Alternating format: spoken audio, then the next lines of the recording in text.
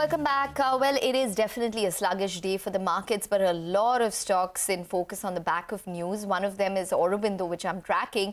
That stock is lower, but nonetheless, it is positive news because their arm, Eugia Pharma, has received a final nod from the US FDA to market and manufacture a cancer injection, which is basically the generic version of Vidaza.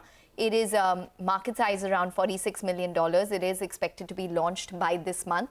Important because any kind of injectable approval is definitely much more difficult to get, and the street has been watching Aurobindo's injectable business quite closely in terms of approvals as well as revenue generation. So this should be a positive. But nonetheless, stock is lower by around 0.5%. But the other one which we're tracking is Avenue Supermarts, which is in focus on the back of its Q3 business update. Mangalam, tell us more. Well, for Q3, this is a seasonally strong quarter for all the retail companies, and DMart in that has reported its highest ever quarterly revenue. If you just take a look at the standalone revenue, it's a 25% jump year on year.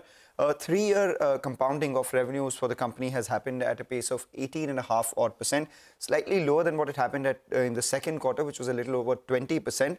But be that as it may, quarter on quarter, the revenue growth was 8.8%, again, on account of the festive season quarter. They've added 4 stores in the third quarter. This year so far, they've added around 22 stores. And point to point, if you look at it, the number of stores that have been added has been about a 16% jump out there. So 25% jump in their revenues, 16% jump in their stores means that the derived same store growth could be around 8 to 9 odd percent. That is what the derived number is. The company does not, explicitly speak about its same store sales growth. The stock might be under pressure today, primarily on account of valuations.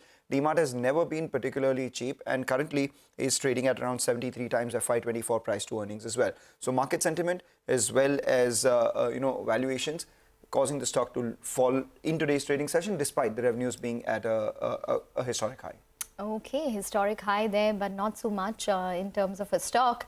Tata Power is the other one which is in focus after the CERC committee ruled on the share of mining profits from the Mundra PP